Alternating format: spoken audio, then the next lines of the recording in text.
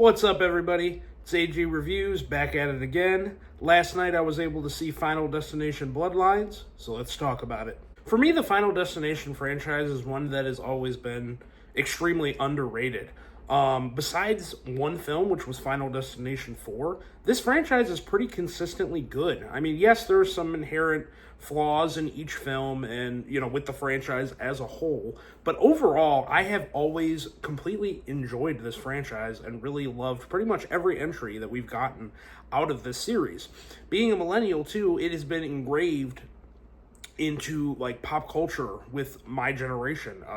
Obviously with the infamous log scene from Final Destination 2, I just have a lot of core memories watching these movies when I was growing up.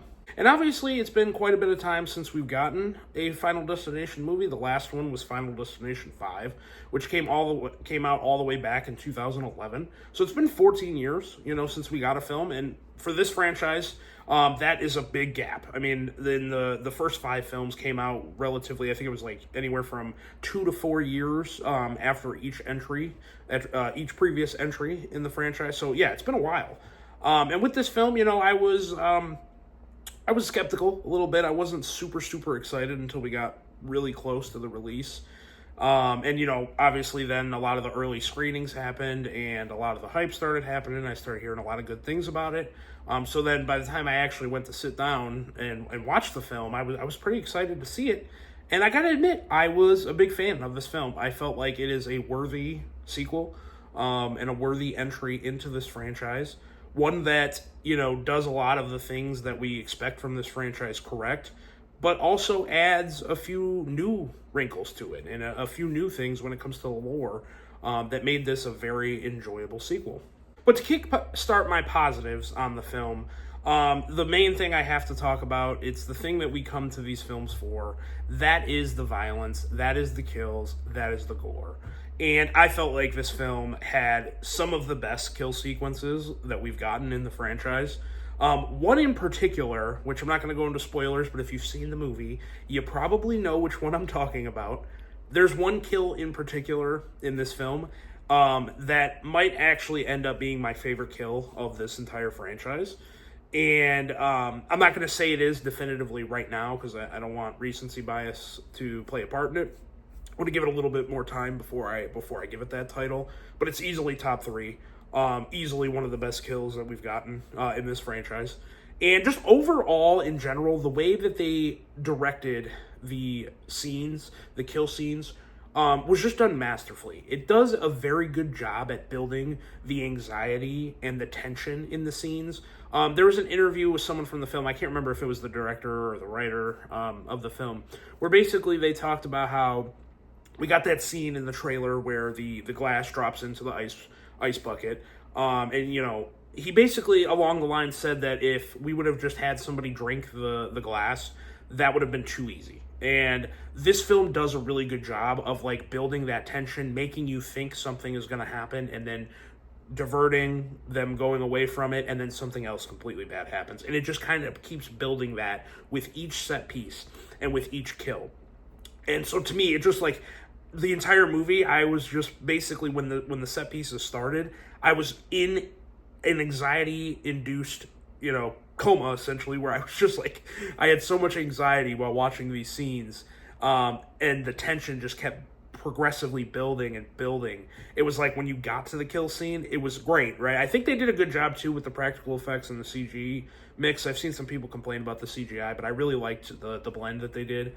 But it was like when you got to that kill scene, it kind of felt like a sense of relief, right? It was like, yeah, wow, the anxiety and the tension is finally coming back down because it kept escalating and it kept rising. And I think that's a core element of the kills that the Final Destination franchise does really well.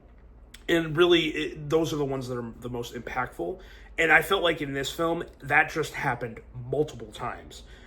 So for me, the kills, they're gnarly. Brutal. They build the tension perfectly. And for most of them, the payoff of the kills is fantastic. And then, like I said, there's that one kill scene that is just, it's an all-timer. And it might, like I said, it might be my best of the franchise, but I'm going to give it some time before I give it that title. But it's great. It's really great. The kills are fantastic in this film. And then another thing I really loved about this film is the setup and the initial premonition with this film. They revealed it in the marketing that essentially the original premonition of this film takes place all the way back in the 60s. And it kind of, basically there's an event where a character has the premonition, and instead of saving certain people involved with the incident, they basically just stop the incident from happening. And where they're at in the location, there are hundreds and hundreds of people there. So Death goes on a decades-long crusade of just taking out all these people and their bloodlines, because these are all people who were saved that should have never existed. And for me, I really enjoyed that setup. I actually think, too, the opening scene with the premonition that we got is one of the best of the franchise. I felt like, I talked about the anxiety building and the tension building that they do with the kill scenes. That opening premonition kind of set the stage for that and set the tone for the movie, that, hey, this is what it's going to be throughout the entire thing. And just the way they do the kills, because it's in the really tall skyscraper, was just creative. Everything about it, the way they did it with all the characters involved, and there's I won't go into spoilers, but there's a little kid involved who makes some stupid decisions to cause some of the stuff. I just really liked the opening and the opening premonition and the way they establish how this film is going to play out. Where that is not, there's a trope with all the other Final Destination movies where the story kind of plays out the same. This movie does a good job at establishing right off rip that we're going a different angle. We're changing the lore. We're changing the way that death comes after people. And I really enjoyed that. And I felt like it made for a unique take on this franchise in its sixth film. And then for my final positive, this one's kind of going to be a twofer here. I'm going to kind of talk about two separate things. The first thing I wanted to talk about is the characters of the film. I really feel like this is one of the better group of characters that we've gotten. The standout to me was one of the brothers. His name was Eric. He was the guy with the piercing and the tattoos. And I felt like he was great. His comedic timing was fantastic. He was kind of the person that brought that blend of the horror and the comedy that we usually get out of these films. He did a good job. That kind of eased some of the tension in some moments. And then his relationship with one of the other brothers, Bobby, there's kind of like a small little subplot that happens halfway through the film that involves those two. I really enjoyed that. I really thought that was good. The main character, the main girl, I can't really remember her name. She's not the best lead, I would say, in the Final Destination franchise. But she does good enough with what she's given. I think it was more the writing that failed her as a lead character than anything. And then, like I said, I just think she was outshined by her brother, Eric. I felt like he was the standout, and he was the one that you liked the most and had the most charisma. It was just a little bit there that didn't work just because of the fact that he wasn't the lead, and he was the most interesting character. And then for my real last positive, the pacing of this film is fantastic. Like I said, the pacing in Final Destination films usually isn't a problem because it always starts pretty hot and then continuously goes. It doesn't really slow down at any point in time. So that's never been an issue for this franchise, but I felt like it really worked in this film because, like I said, that opening premonition was awesome and one of the best of this series, and then it kind of just keeps that pace throughout the entire film. I mean, yeah, you have, ebbs and flows and ups and downs, right, because that's just the nature of this film, and I felt like it was balanced right. It didn't slow down too much. Like, right when it started to maybe feel like, okay, now we're kind of meandering a little bit, then it would kick into high gear. And then for those scenes that, the death scenes and where it kind of gets crazy, that didn't drag on too long where it made you feel numb. So I really felt like the pacing and the characters worked really, really well in this film. And then I know I said that was my last positive, but one last thing I wanted to shout out. They gave a very heartwarming farewell to Tony Todd, returning as, Bloodworth as the character. What they do, it's a very short scene. It's not very long. He's not heavily involved in the film or anything. But what they do, I very much appreciated. It spoke to both the new lore that they established in the film and then also, obviously, to the real-life events with him. So it was very heartfelt, very heartwarming. And I thought it was a scene that was done, very well for an icon like Tony Todd, who tragically passed away, and this was his last film. I think what they did with him in this film, they handled it very, very beautifully. But even though overall I really enjoyed this film, I do think there were some flaws with it, and I do have some issues with this film, so we'll kind of get into my negatives now. I talked about that opening premonition and, the setup of this film and how that was extremely unique for this franchise, and they did something different.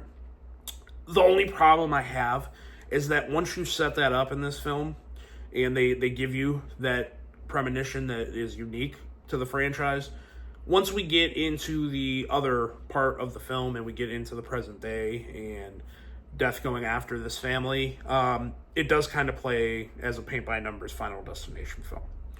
So if anyone was going into this, hearing these things about how unique the setup of the movie is, and they were expecting the whole film to give you something unique, I would tamper those expectations, because basically once you're done with that opening sequence, it becomes paint by numbers. Now it's done effectively, so I'm not going to sit here and say I didn't have a good time after that initial premonition, but it is paint by numbers after that opening scene, and I would have liked maybe a couple other things to be thrown in there to feel fresh and unique.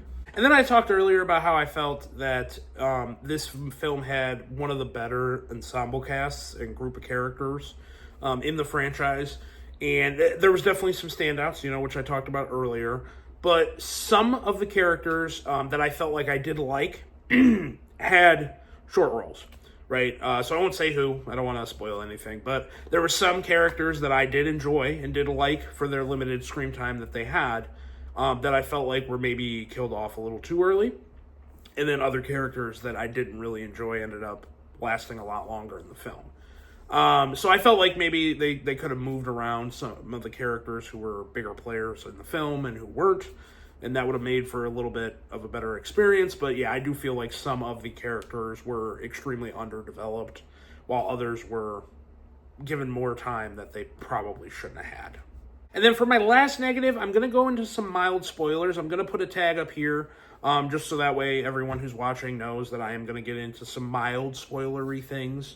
So I'll keep the tag up while I'm talking about that, and if you don't want to know, mute it and then skip to the end. This is going to be my last negative, so I'm really just going to talk about this and then give my score, and then that'll be it.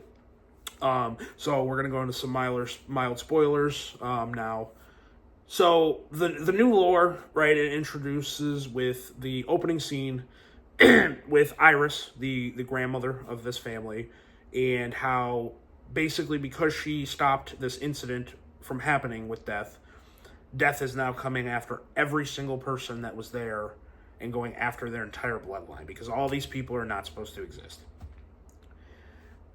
I was in an opening crowd, I was in a full crowd when I went to go see this film. I saw it a couple days late. I was on vacation, but it was still a packed theater, so that kind of tells you how good this movie is going to do at the box office. And there were some people that were talking, so there were some times where I couldn't 100% pay attention, so I might have missed this. But I was a bit confused with how this new establishment had implications for the rest of the franchise.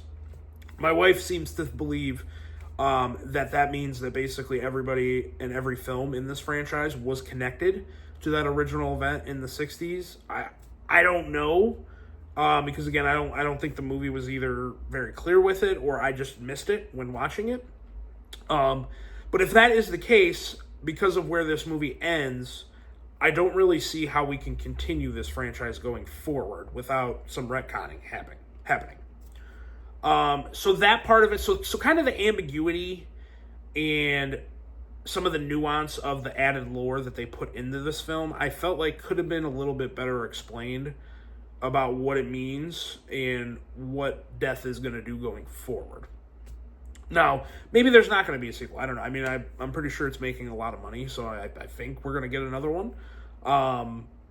But I could have I felt like the explanation of the new lore could have been done a little bit better, even though I did enjoy it and did like what it added to the film.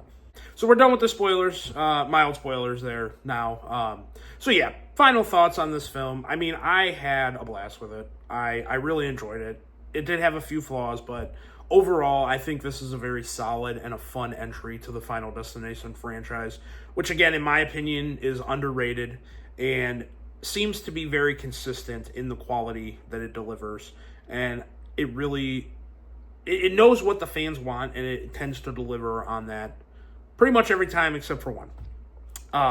So I had a blast. I'm looking forward if they decide to do more, and want to, continue the franchise. Like I said, I have some questions, right, about that, but if they do decide to move forward and make more, I'll be there opening weekend and I'll be excited for it. On a rating scale, I'm going to give this a 4 out of 5. Very, very enjoyable movie, very fun movie. One that you probably want to go see with a group of friends and have a fun time at the movie theater. Overall, very enjoyable. Had a good time, and looking forward to seeing what this franchise does next. So yeah.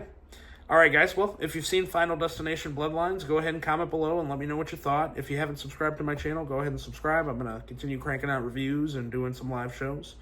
And besides that, everyone, have a great day.